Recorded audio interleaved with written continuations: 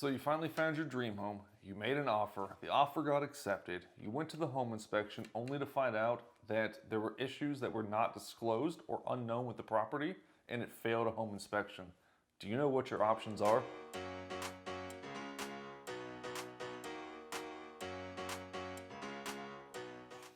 Hey, it's Greg with Greg Sells Homes. So today we're going to take a look at what your options are if you have failed a home inspection.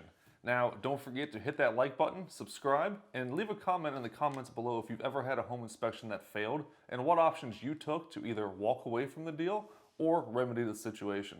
So what are the best options when it comes to major or minor home inspection issues? So your first option is to completely walk away.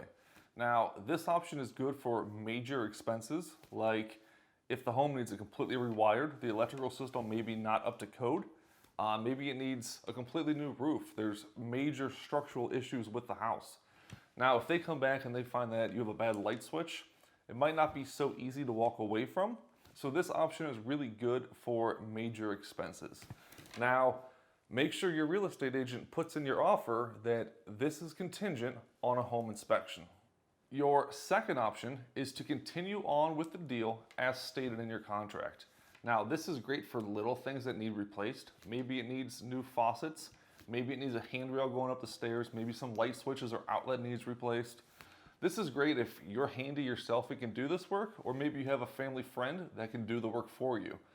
This will keep the deal going forward without any hitches because the seller's not going to have to pay for anything and you know what you have to do up front, and you know it's not going to be a major expense. Now, your third option is to actually ask the sellers to pay for some or all of the repairs that are needed. So this is great if you have some repairs that are going to be expensive but maybe not as major as structural issues. If you have a roof that needs replaced, an AC unit that needs done, or maybe even a furnace, or if you have a bunch of smaller issues that are going to add up into the long run. So let's say you have a $10,000 roof that needs replaced.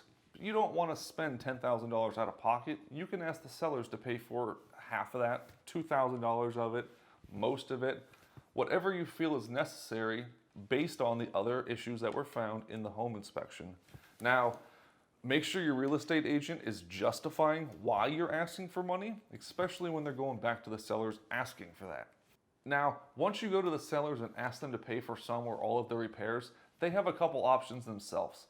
So they can either approve the offer that you gave them and they'll pay for whatever you asked. They can completely decline whatever you asked. Now they can also come back and counter and say, okay, well, you asked me to pay $5,000 for a new roof, I'll give you $3,000. Then at that point, you can either approve it or you can deny their offer. When it comes to negotiating a home inspection with a contract, it's best to get with your realtor and ask them what's the best course of action for you. Now, with any of these issues found in a home inspection, you can use any of these options. Just because a major issue was found or a minor issue was found doesn't mean you can't walk away from the deal or have them pay for it, vice versa. Now, another suggestion I have is make sure your realtor puts in the original offer that your offer is contingent on a home inspection. But not only that, make sure they put in there that this is also contingent on any other inspection deemed necessary by your home inspector. So as an example, I recently had a home inspection on a client's house and they came back and they said, I feel like you need to get a basement waterproofer in here because we found some wet spots in the walls, some cracks in the basement. So we went and got a waterproofing company to come out, take a look at it, give us estimates and quotes. If I would not have put in the offer that I also wanted to be contingent on any other inspection the home inspector deems necessary, that would have been violating the contract.